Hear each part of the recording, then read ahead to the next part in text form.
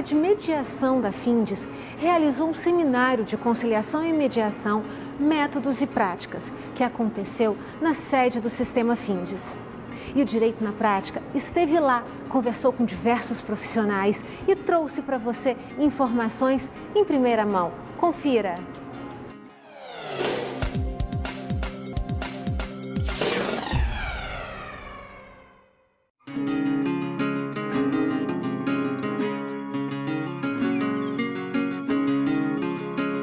Estamos de volta com mais um bloco do Direito na Prática, conversando sobre mediação.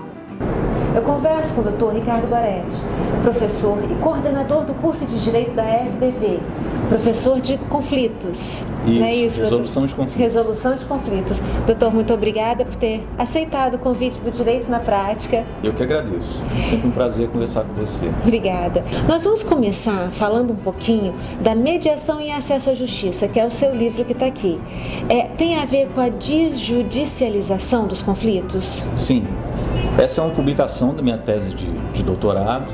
Aqui eu trabalho as potenciais contribuições que a mediação pode prestar para a efetivação do direito de acesso à justiça no Brasil, considerando ali políticas públicas já desenvolvidas pelo Conselho Nacional de Justiça, justamente no sentido de fomentar essas práticas.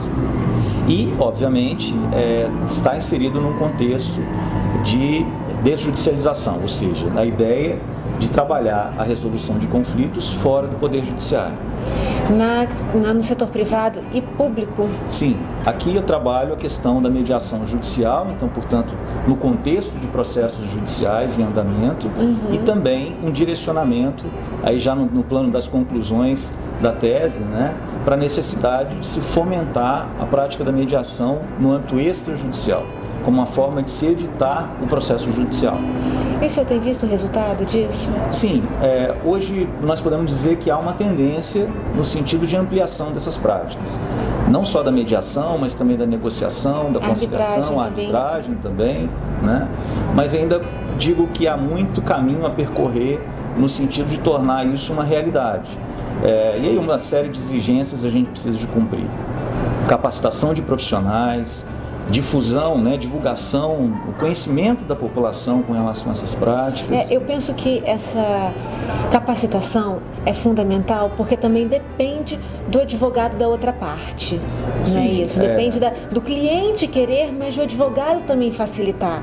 Porque não adianta numa negociação ou numa solução um advogado querer e o outro estar travado. Precisamos de capacitar todos os profissionais, não é isso? Você coloca a questão do advogado e eu acho que esse registro ele é muito importante.